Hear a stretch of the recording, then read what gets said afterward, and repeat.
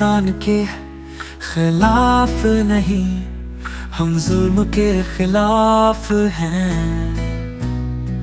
जालिम जो भी हो हम उसके हक में नहीं हैं।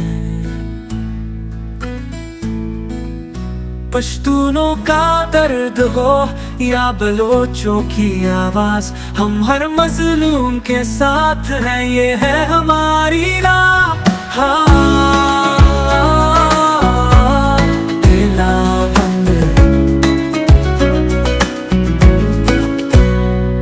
हम तुम के हैं, सफेर नफरत से दूर हैं।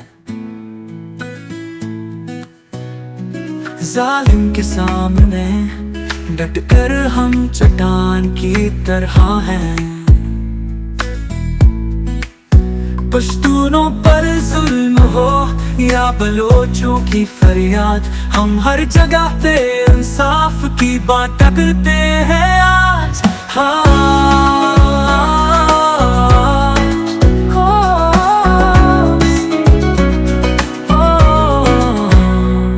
हम पाकिस्तान के खिलाफ नहीं, हम जुल्म के खिलाफ हैं।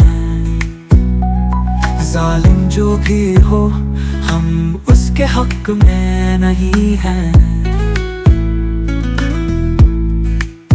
पश्तूनों का दर्द हो या बलोचों की आवाज, हम हर मजलूम के साथ हैं, ये है हमारी राह।